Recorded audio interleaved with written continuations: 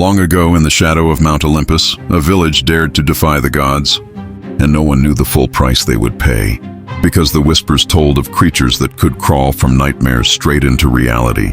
And one night, under a blood-red moon, a young boy named Nikos wandered into the forest alone, following a sound like metal grinding against bone.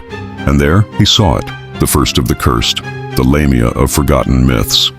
Her eyes black holes swallowing light, her tongue forked and dripping poison, her claws scraping the bark as she moved silently. Yet her presence froze every heartbeat in the village for miles. And when she vanished into the mist, Nikos ran. But the air itself seemed to cling to his skin, heavy and alive.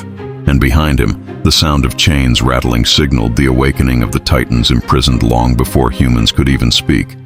And they were hungry, each step cracking the earth like a shattered mirror. And the villagers, thinking the gods would protect them, found the gates of Olympus closed. The statues of Athena and Zeus cracked and bleeding black ichor, and even the rivers had turned to boiling blood. While in the skies, harpies circled, shrieking with voices like shattering glass, plucking travelers from rooftops as their screams were absorbed by the wind, and the villagers prayed to Hades.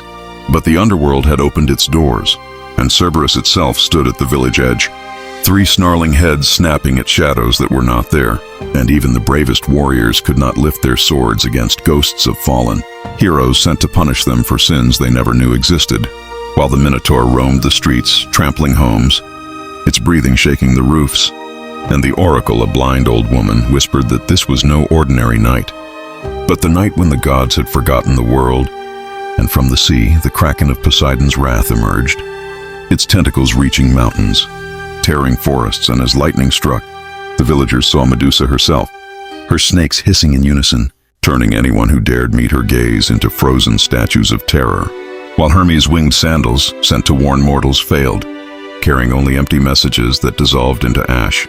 And Nikos, trembling, found a hidden cave where an old scroll glowed with a forbidden light, claiming that if one could survive until sunrise, the curse might end.